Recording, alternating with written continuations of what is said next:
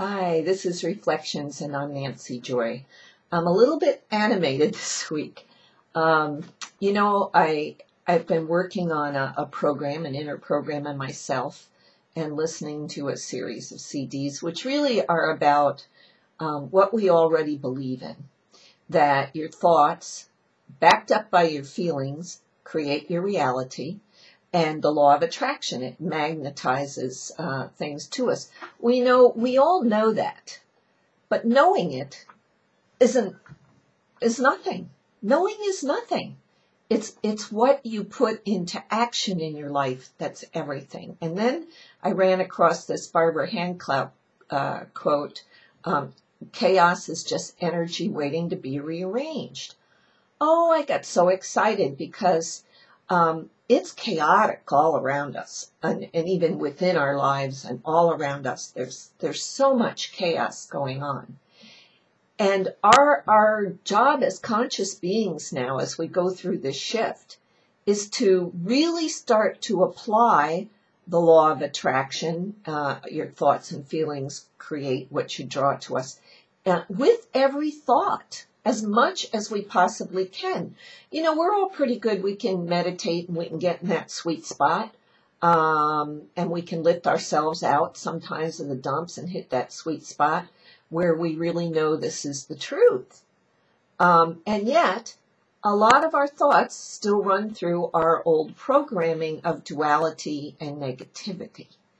And here we have this, in our country, in the USA, this horrible thing going on. They say it's horrible, with our finances, and what are we going to do? Extend our debt limit? Oh, what's going to happen to our economy? Blah, blah, blah, blah, blah. And, the hoopla on the news has everyone worried, thinking, wondering. And in that worrying, thinking, and wondering, they are creating what they're thinking about. The very action they're worried about, that's what they're creating. And this is always the truth, but we know it and we forget it.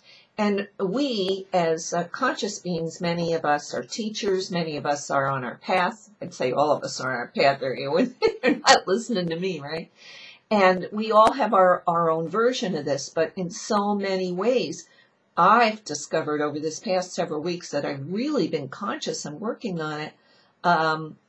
I have some shifting to do, and I am doing it, and I am working on it, and it's empowering me, and it's making me feel really great. And then I got to thinking, all these protests, especially right now over the Middle East and revolutions, and even the protests in this country and some of the state legislatures and in front of the White House, they're all dualistically based. Everyone is walking around with signs, blaming, pointing the finger, whatever. Yes, they're speaking what their heart is, what they think is their truth, but they're not taking the chaos and rearranging it into something wonderful. They're creating more chaos, creating more duality, creating more war within.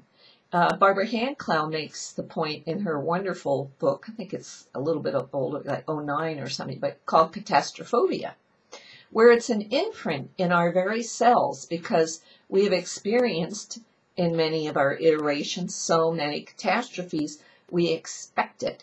And so the pattern keeps reaffirming that, and what do we create?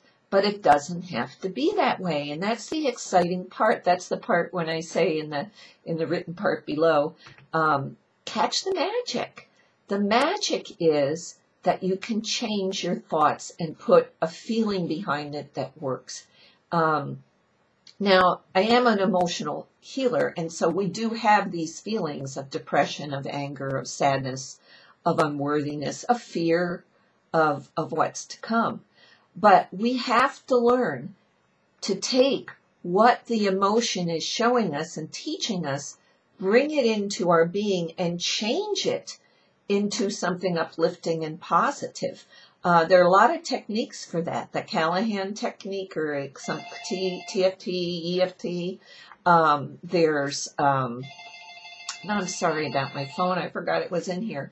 There's also just in your mind, saying, okay, admitting, okay, I feel this way today. I'm feeling upset about all this. But right now, I'm going to start feeling better. Better is where I am headed, and it's where I'm going. Just reprogramming yourself. I'm fine just the way I am.